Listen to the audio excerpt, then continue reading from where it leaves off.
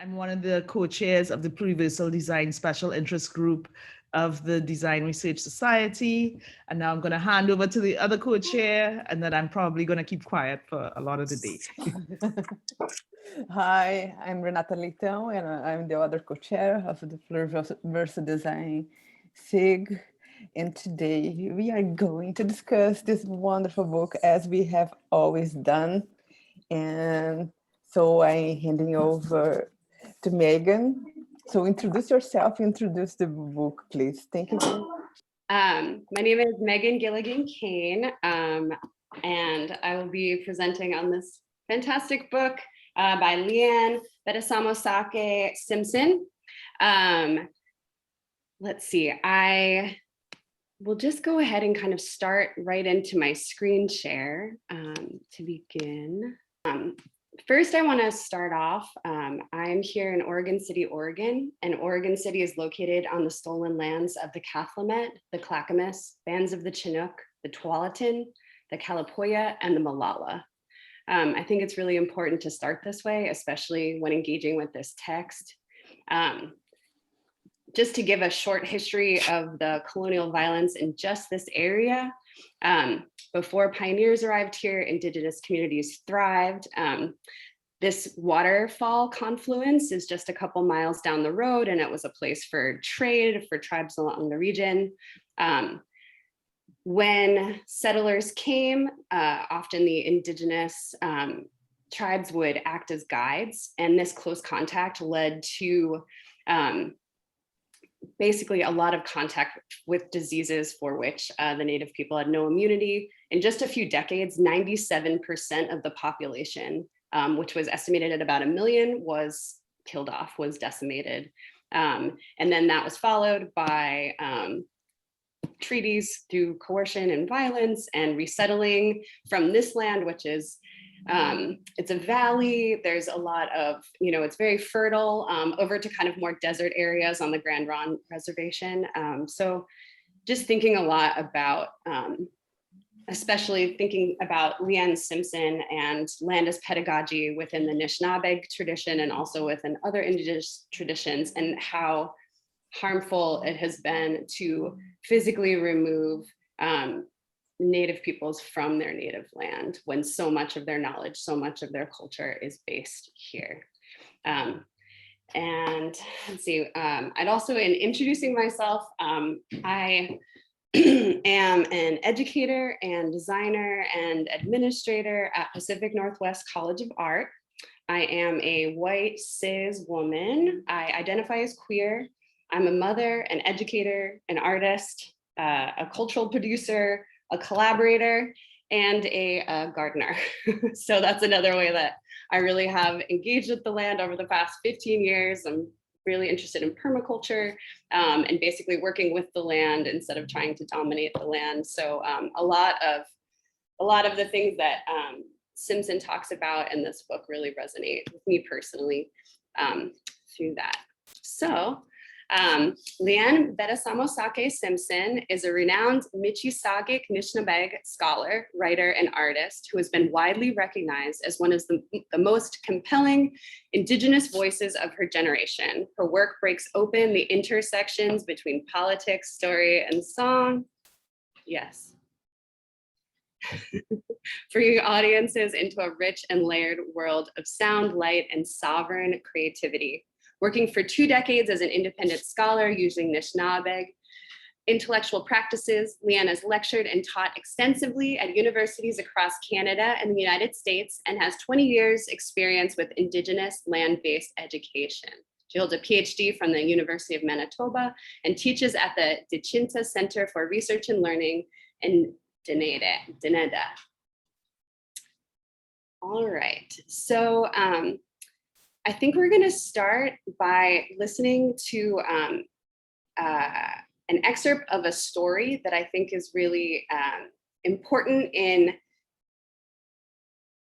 Leanne Simpson's sort of explanation of Anishinaabe tradition of storytelling as pedagogy and land as pedagogy. I'm going to share audio. It's about a 5-minute long clip, and it's the story of Benunji. And Benunji is a two-spirit child who discovers through exploring on the land how to get maple syrup from maple trees. And the story goes into the ways that he's supported by his mother and his community, and education as something that's self-directed and exploratory and supported by the community. So let's see, I'm gonna try to share that right now. Let me know if you can't hear. Here we go. Is out walking in the bush one day. It's Sigwan, that first part of spring. The lake is opening up. The snow is finally melting. They are feeling that first warmth of spring on their cheeks. Nikichinandam, they're thinking, I'm happy. Then that Benunji, who is out walking, collecting firewood for their dodom, decides to sit under Nanataguk, the maple. Maybe just stretch out, maybe have a little rest, maybe gather firewood a little later. Oh, Nikichinandam Nongam. I'm feeling happy today, says that Benunji. And while that Benunji is lying down and looking up, they see a Jirimo up in the tree. Bonjour, Jirimo, I hope you had a good winter. I hope you had enough food cached. But a Jirimo doesn't look up because she's already busy. She's not collecting nuts, Gawin. She's not building her nest, Gawin, not yet. She's not looking after any young, Gawin, it's too early. She's just nibbling on the bark and then doing some sucking. Nibble, nibble, suck. Nibble, nibble, suck. Benunji is feeling a little curious, so they do it too on one of the low branches. Nibble, nibble, suck. Nibble, nibble, suck. This stuff tastes good. It's real sweet water. Then Benunji gets thinking, and they make a hole in that tree, and they make a slide for that sweet water to run down, and they make a quick little container out of birch bark, and they collect that sweet water, and they take that sweet water home to show their mama. That Dodom is excited, and she has 300 questions. Benunji, what is this? Where did you find it? Which tree? Who taught you how to make it? Did you put sema? Did you say make which? How fast is it dripping? Does it happen all day? Does it happen all night? Where's the firewood? Benunji tells their Dodom the story, and she believes every word because they are Benunji and they love each other very much. Let's cook the meat in it tonight. It will be lovely sweet. Nahau. Nahau. So they cooked that meat in that sweet water. It was lovely sweet. It was extra lovely sweet. It was sweeter than just sweet water. The next day, Benunji takes their mama to that tree, and their mama brings Nokomis, and Nokomis brings all the aunties. And there is a very big crowd of Michi, Sagi, Kinishabe, Kwewik, and there is a very big lot of pressure. Benunji tells about Jirimo. Benunji does the nibble nibble suck part. And at first there are technical difficulties and none of it works. But Mama rubs Benunji's back. She tells Benunji that she believes them anyway. They talk about lots of variables like heat and temperature and time. And then Gizis, the sun comes out and warms everything up. And soon it's drip, drip, drip, drip. Those aunties go crazy, Sasakwe, dancing around, hugging a bit too tight, kicking and high-fiving until they take it back home and boil it up and boil it down into sweet, sweet sugar. Ever since, every Sikwan, those Machisaki Kanishnabe collect that sweet water and boil it up and boil it down into that sweet, sweet sugar. All thanks to Benunji and their lovely discovery, and to Ajidamo and her precious teaching, and to Nanataguk and their boundless sharing. this story for me. All right. So to follow up Leanne Simpson reading the story, there's a great quote from the book that I'll read now. To me, this is what coming into wisdom within a Michi-Sagik Nishnabeg epistemology looks like. It takes place in the context of family, community, and relation. It lacks overt coercion and authority, values so normalized in the mainstream Western pedagogy that are rarely ever critiqued. The land, Aki, is both context and process. The process of coming to know is learner-led and profoundly spiritual in nature. Coming to know is the pursuit of whole body intelligence practiced in the context of freedom. And when realized collectively, it generates generations of loving, creative, innovative, self-determining, independent, and self-regulating community-minded individuals with the capacity to uphold and move forward our political practices and systems of governance. Okay. So some major themes in the book, Nishnabeg brilliance, which is an embodied collective theoretical practice across time and space. And it's also theory that's devalued by and absent from the academy, which continues to uphold settler colonial values and norms. This is a big, because Simpson really straddles these worlds of Western academia in Canada, and then also working with elders, Landa's pedagogy, and her Nishnabeg community as, you know, a place of great knowledge, greater knowledge. She talks a lot about what is lacking in the academy and how the academy is really set up to devalue Indigenous knowledge, unless that knowledge is invited in a way that still upholds the structures and systems that exist. And so that's a really big theme that runs through, possibly something we've all noticed. I think a lot of us work in university settings. So self-determination outside of colonialist structures, systems, and values, freedom, not just survival. This is something that Simpson returns to a lot as well. This idea that the like white saviorism or neoliberal values is not something needed by Indigenous communities, self-determination, and basically continuing to create a culture that exists completely outside of the colonial system and is not controlled by that system is another, you know, big thread that runs through.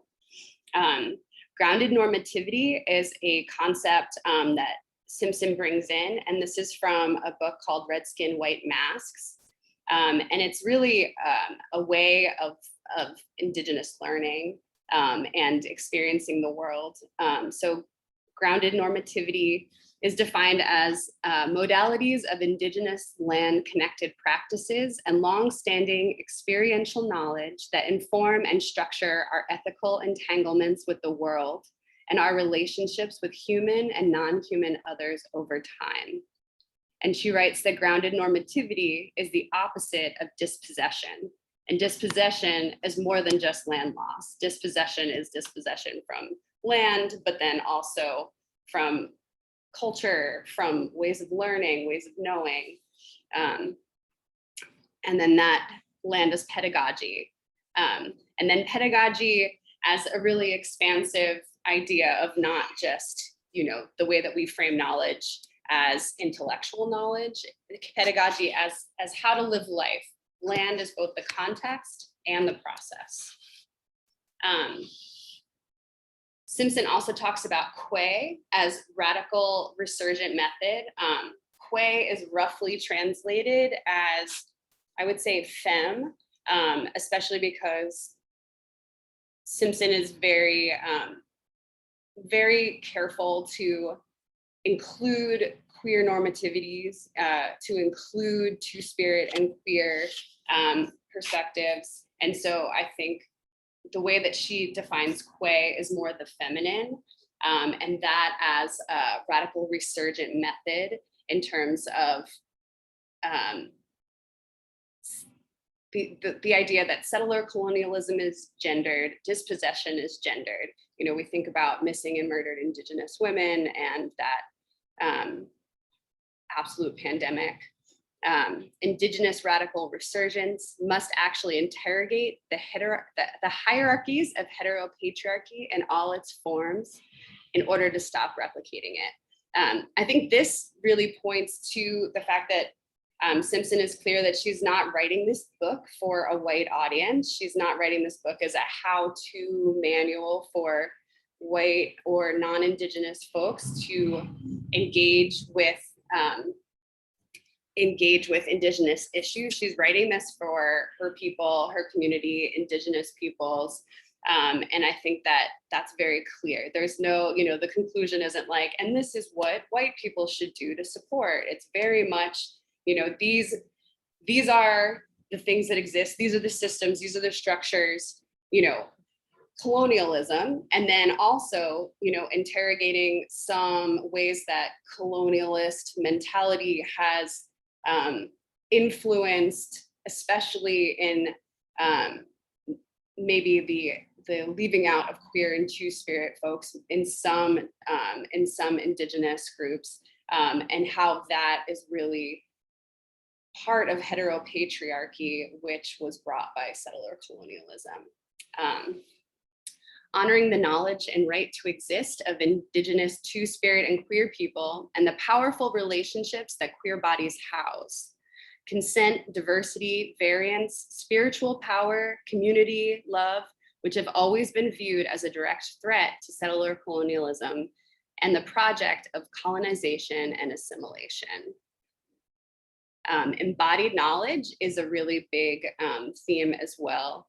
This idea that knowledge is not just intellectual, but it is active, it is held in the body, it is held in communities, it's held in conversation, it's held in emotions, and there are all these different ways of knowing and learning and of apprehending the world, and often those are completely devalued and left out of academic spaces for learning. Thinking in formation and thinking with, storytelling, oral traditions, visiting with elders and community, all are pedagogy. Intellectual knowledge, emotional knowledge, and embodied knowledge are all essential. Creating constellations of co-resistance is generative and strengthening. And then relationship to land and non-human beings is one of responsibility and mutuality instead of entitlement and extraction. So those are some of the themes that really stood out to me. I would love for us, the first discussion that I attended a few months ago, there was a really beautiful experience of a lot of people in the groups just reading one quote each in sort of an emergent way with no structure. So if it's helpful, I also have this as, so basically I'd love to move into reading. I have about 15 quotes. If we could read through those together. Okay. It is not happenstance or luck that Indigenous peoples and our land still exist after centuries of attack.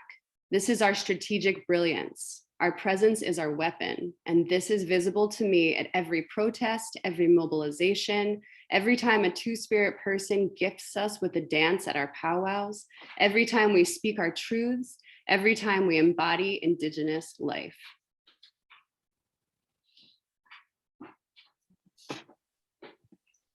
The parts of me that I drew on in this circle of elders were liabilities at university: gentleness, humility, carefulness, and the ability to proceed slowly.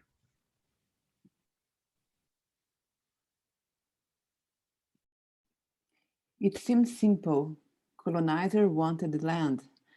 Everything else, whether it was legal or policy or economic or social, whether it was the Indian Act or residential schools or gender violence, was part of the machinery that was designed to create a perfect crime, a crime where the victims are unable to see or name the crime as a crime.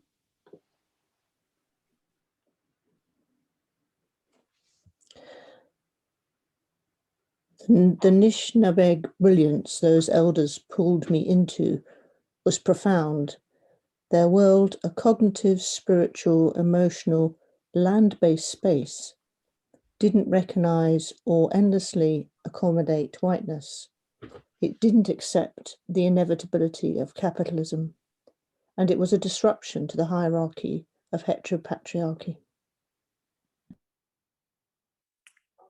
It became clear to me that how we live, how we organize, how we engage with the world, the process, not the frames, the outcome, it is the transformation.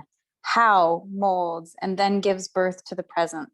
The how changes us. How is the theoretical intervention. Kinetics, the act of doing, isn't just praxis. It also generates and animates theory within Indigenous contexts, and it is the crucial intellectual mode for generating knowledge. Theory and practice, story and praxis are interdependent co-generators of knowledge. Practices are politics, processes are governance. Doing produces more knowledge. Living is a creative act with self-determined making or producing at its core. Colonized life is so intensely about consumption that the idea of making is reserved for artists at best and hobbyists at worst. Making is not seen as the material basis for experiencing and influencing the world.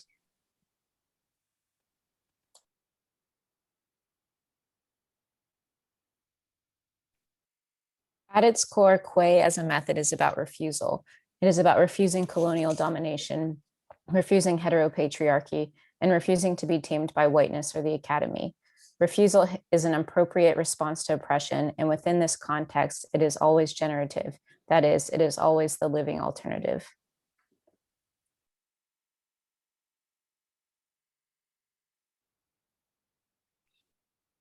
Within Nishnabeg thought, the opposite of dispossession is not possession. It is deep, reciprocal, consensual attachment.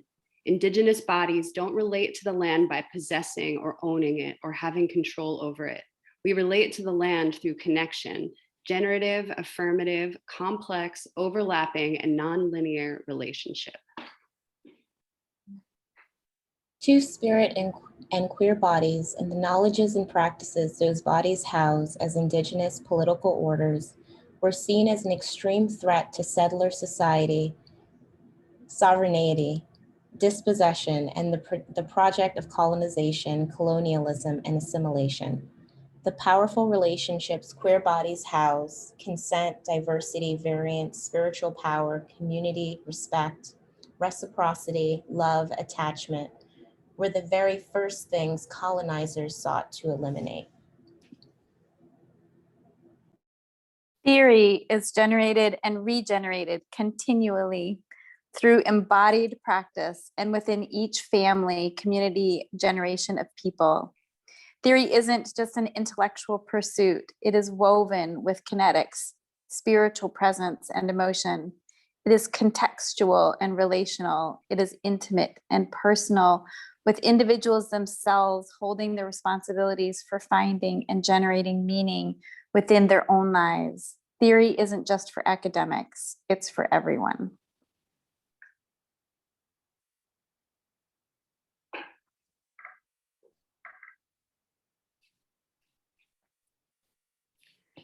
We cannot carry out the kind of decolonization our ancestors set in motion if we don't create a generation of land-based, community-based intellectuals and cultural producers who are accountable to our nations and whose life work is concerned with regeneration of these systems rather than meeting the overwhelming needs of the Western academic industrial complex, or attempting to indigenize the academy by bringing Indigenous knowledge into the academy on the terms of the academy itself.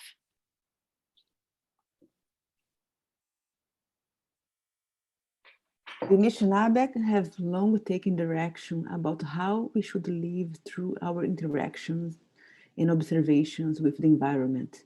People regulate their behavior and resolve disputes by drawing guidance from what they see in the behavior of the sun, moon, stars, winds, waves, trees, birds, animals, and other natural phenomena.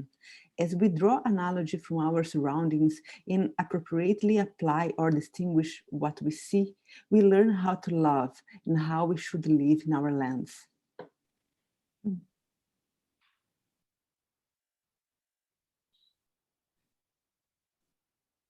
This means the task of decolonial artists, scholars, and activists is not to simply offer amendments or edits to the current world, but to display the mutual sacrifice and relationality needed to sabotage colonial systems of thought and power for the purpose of liberatory alternatives.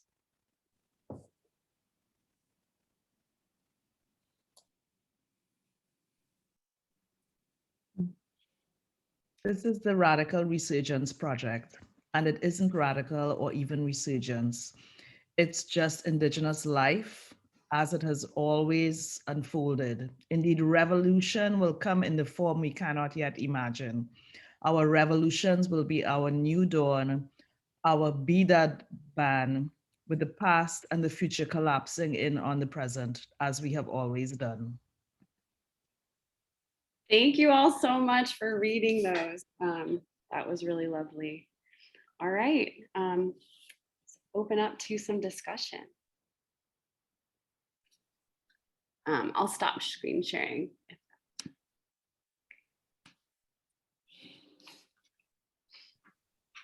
All I can say is, wow. Yes, radical, liberatory, revolutionary. Wow.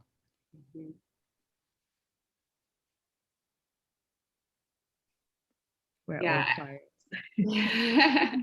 I think one of the most radical things about it is this idea that it always has been and always will be, despite the efforts of, you know, colonialism in all of its form to decimate and destroy.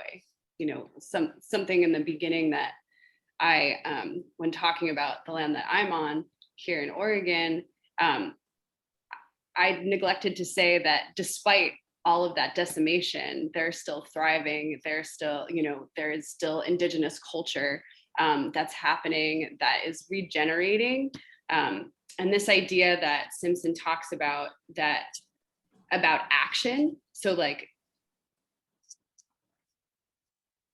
I think it relates a lot to like a Bell Hooks or Paulo Freire, in terms of this idea that education is not a passive recipient. It's, you are an active, and you are active, and you are part of actually, you know, making that education happen, you know, and there's more of a flow between the educator and the educated.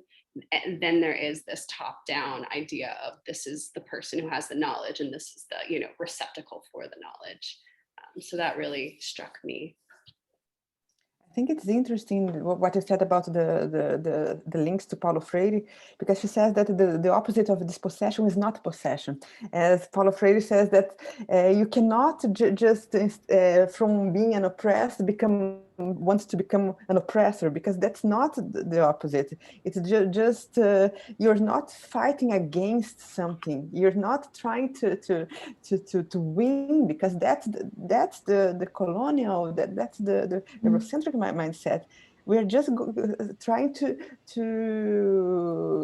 live as we've always did. That's the thing. That's this resilience as the most important weapon that people can have. I really liked that. I really liked it. I really liked you, and you were just mentioning it there, Meghann, this idea that we're learning, it's sort of more than human, that it's not so human-centered, that we're learning from all the materials, the environment, the plants around us. And it's, you know, that sort of humblingness of that we should stop and listen to trees and birds and things, you know. I really like that. Girls, yeah.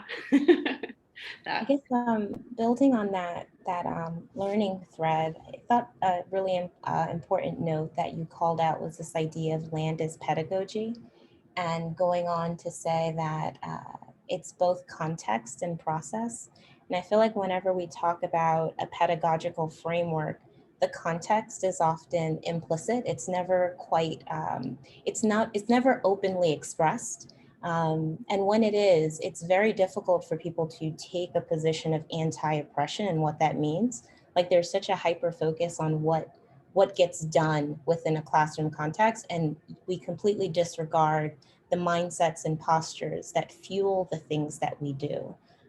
Like you could even say in the majority of classroom spaces, like they are embedded in a Euro-patriarchal framework, but we obscure that context entirely.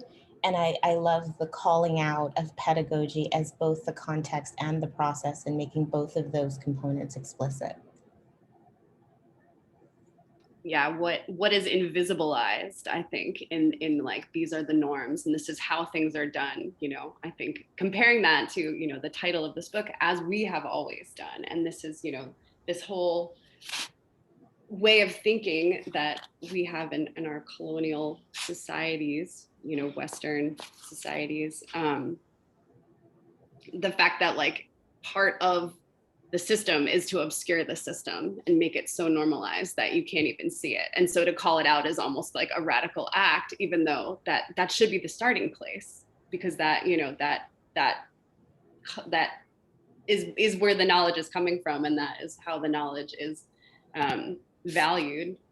Yeah, absolutely.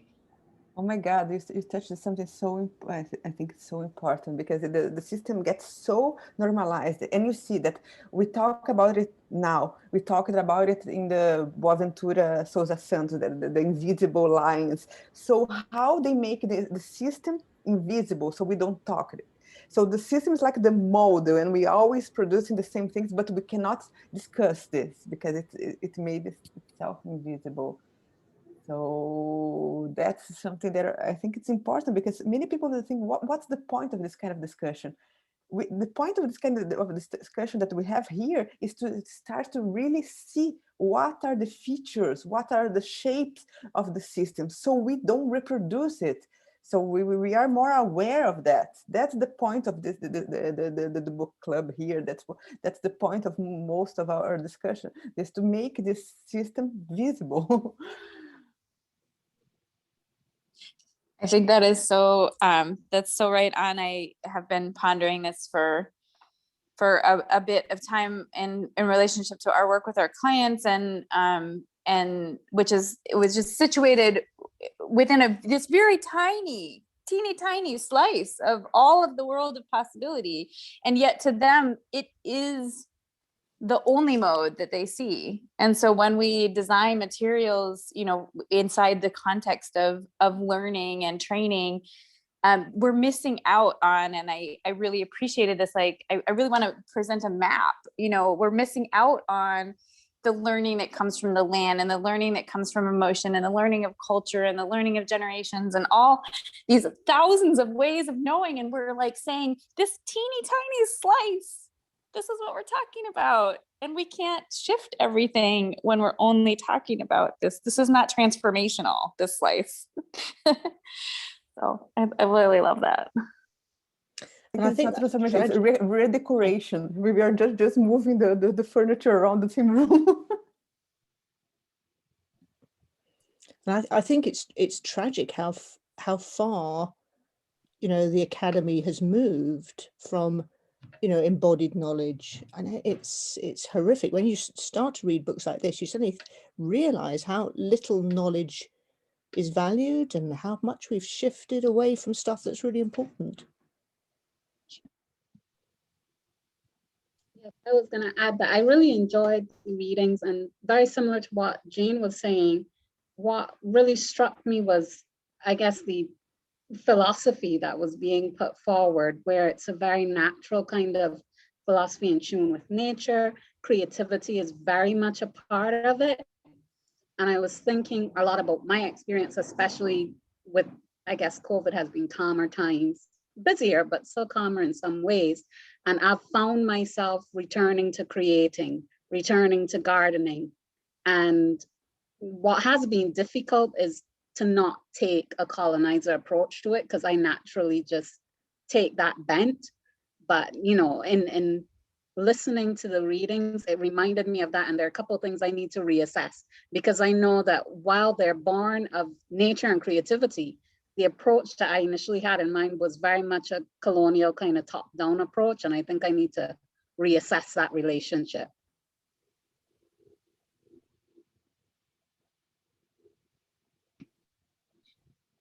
Yeah, I think bringing up that aspect of creativity, I think, is a really big part of what Simpson is thinking about. And this idea that creativity within this Western colonialist mindset is either you were an artist and you do this as a job and that is legitimate, or you're a hobbyist. You know, and there's really there's no way that like creativity is intertwined with the everyday. And this is, you know, part of education. This is part of how we live our lives. This is part of how we interact with one another. And I feel like that's, you know, one of the things that's still so embedded in a lot of Indigenous cultures is, you know, beadwork and craft. And it's interesting, my MFA is in craft, design, and art, and kind of the intersections. And I can tell you that in my MFA, we never talked about, there was no acknowledgement of Indigenous craft. There was no acknowledgement that, you know, these traditions started before, you know, 1700 in, you know, Western Europe. And that is such an erasure, and it's such a loss. I mean, it's just such a loss, because there's so much there. And this, I think, you know, this idea of intertwining creativity in the everyday, intertwining connection with the land in the everyday is this like incredibly healthy way to live. You know, like when I do something creative and work in my garden, and then, you know, do my 7 hours of Zoom for my job, I feel like so much more fulfilled and just so much more balanced. And that's something that, you know, in our go, you know, world that we've lived in, that maybe COVID has, you know, given us a moment to breathe and reassess.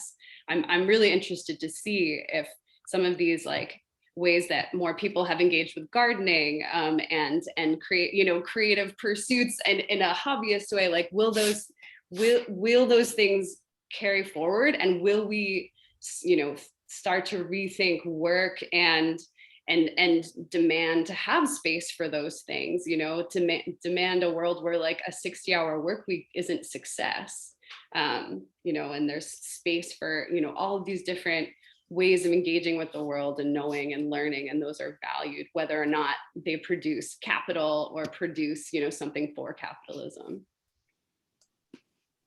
I really appreciated the introduction of, well, I have to read, but, you know, this two-spirit and queerness, you know, that conversation and idea, because actually just this week I was having conversations with someone who was defining a focus on production and output and, you know, the way that a lot of us have to work.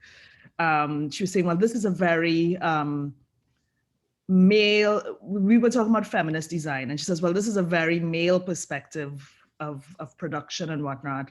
And then she was talking about feminist perspectives, but I actually was struggling still with the binary, this is a masculine way of doing things, and this is a feminist way of doing things. And yeah, I mean, I have to read more to see where to go with it. But, you know, like since that conversation, I had been thinking about it. I'm like, okay, so is relationality only considered a feminist kind of perspective? or, you know, empathy, is this only feminist? You know, it can't be so binary that soft skills are for women and hard skills are for men. So I just, yeah, appreciated that introduction into the discussion. What's coming to mind when you talk of gardening, I actually kill things, but what I do do is walk down the street to the local River Queen gardens, and they're really wonderful urban gardeners, and I get my share there, and they have a community fridge, which is painted and has artwork on it, and it's just a place to share and support people who need food. And then they also have this absolutely fabulous produce, which I'm going to have after our talk. So thinking about like we're relating together in a neighborhood and supporting each other with cash, but we also know each other, and then, you know, free food for people who need it, and like all this is actually existing under the radar. And then another thing that's coming to mind, that's one thing, which is like just every day in this COVID world, I could start to connect with my neighborhood more and support. Actually, I have several urban gardens around. And then the other part that comes to mind is actually a totally different academic intellectual conversation led by Donna Haraway, and staying with the trouble and her idea of making kin. And that's what comes to mind, is that there's different conversations that support this way of thinking about the world as relational and interconnected, and that we're creating this, and it's pretty wonderful. And I'll just put those two things out there: mushrooms and mycelium and gardens, and it's all happening if we can see it. And it's all pedagogy, like thinking about the ways, you know, bringing together, I think what you're talking about is in your community is mutual aid, right? And then thinking about mycelium and forest systems, and how forests are living, the entire forest is a living being. You know, it's not just individual trees. When you affect one, you affect another, and how there are these mutually beneficial relationships that are happening constantly, and what we as humans can learn from that. I think is a really interesting conversation. And Donna Haraway, that's a book I think would be a great one to add.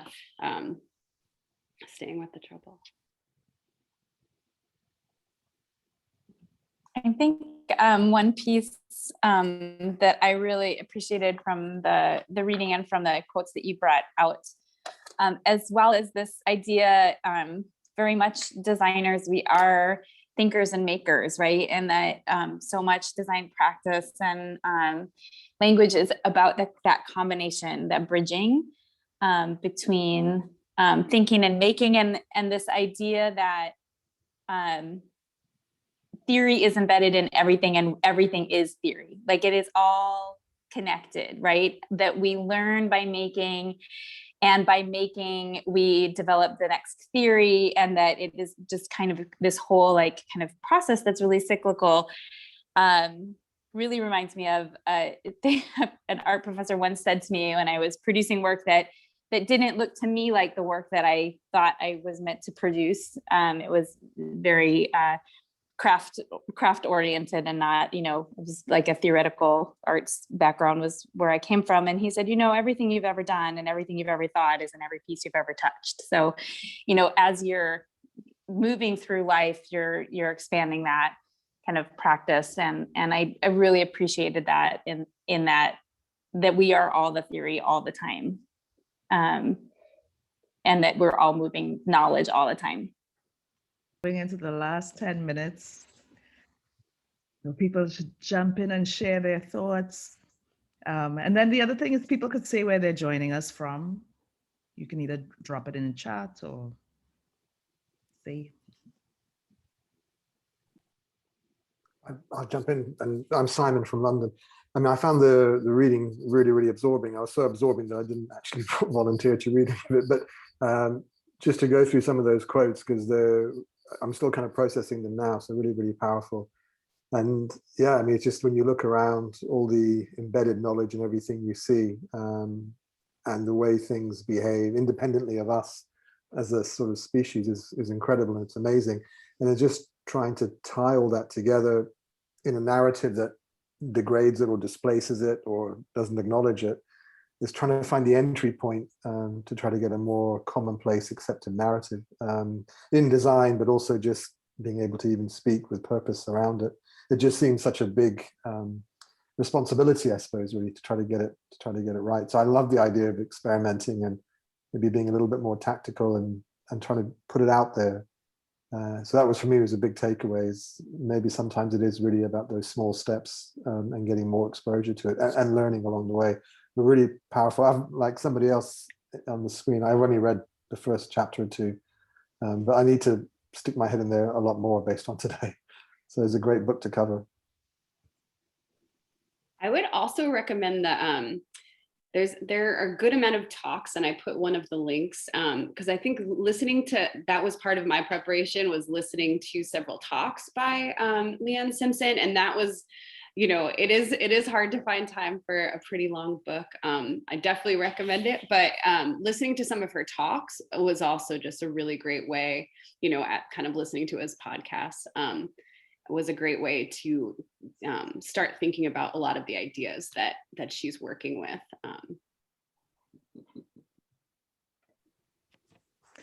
Just to add what Lesley-Ann was saying earlier, I've been thinking about it because that has been on my mind for a while. You know, the whole conversation around gender identity and whether what I do is more male than female, and it bothers me sometimes, to be honest, just personally, because I think I'm female, but then, you know, I'll hear that a number of the things I do are not female. But what I find sometimes how we speak about these things, the approach that we do it with, it's not one I'm familiar with. It may be a more Western one, but I know just coming up with my grandmother and things like that and watching nature, the lines of definition are not that harsh. And I find that the lines of definition very often when we talk about these things now are really harsh lines of definition that I can't identify with. You know, like even with nature, with plants and so on. I can have a plant that's classified as one thing, but there's so many different varieties of that one thing. And it doesn't change the plant, you know, it's still that. So I think I've been leaning more towards thinking like that in relation to those things, even though, I mean, I don't know if it counts as being valid because I haven't done enough research on it. And I've come to the point where I guess I don't feel like I need to justify anything. So I just leave it where it is.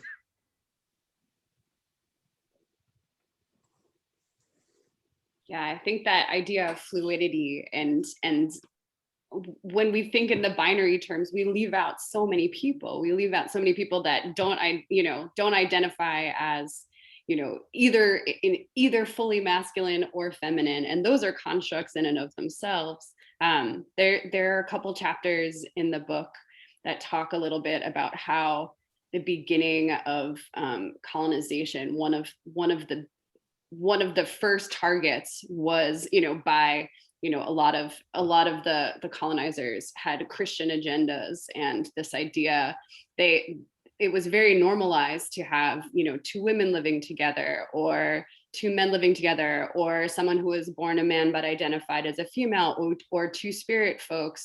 That was totally normalized within many indigenous cultures.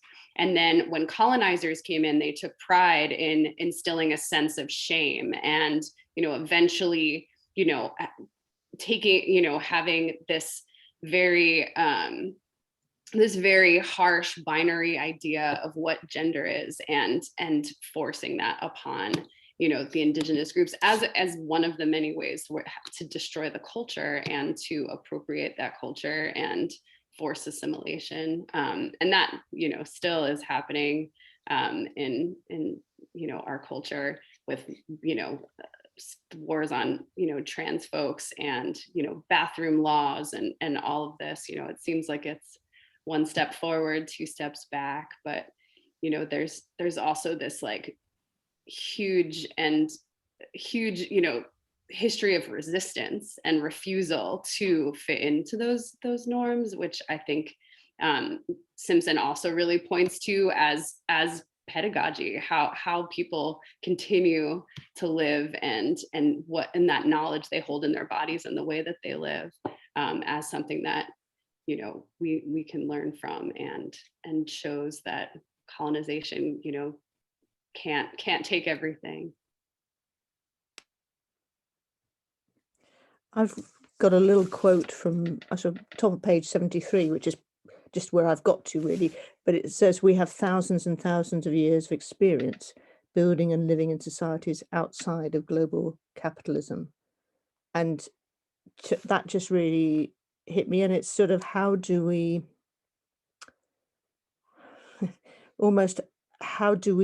get back to that without appropriating all that knowledge in a colonialist way again, you know? How do we connect to it in a meaningful way? This heritage. I really think that just as a Brazilian person, because Brazilians, we have lots of hybrid syncretic practice. So there are traditions that started as mixing several pieces. So I think it's easier for an outsider to enter this knowledge through a syncretic practice than trying to get directly from the indigenous source. That's at least how I understand.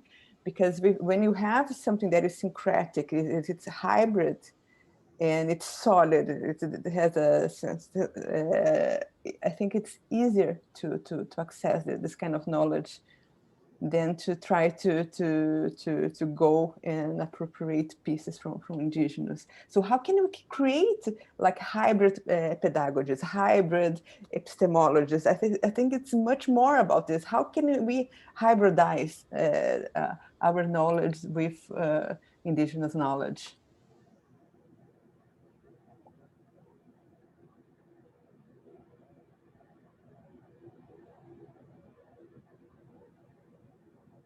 One more point, one more, the last. I was going to say that isn't it already hybrid? That all these indigenous traditions have retained so many original practices, but also continue to co-evolve with modernity because we have to. That's just from listening and learning from indigenous speakers on a recent symposium. New Orleans Center for the Gulf South held an annual symposium on indigenous peoples, and it had a theme of identity this year, and I can share the link with you all, and it's very interesting. But everything is continually evolving and emerging and combining. Absolutely. Thank you very much, and hope you join in our next meeting.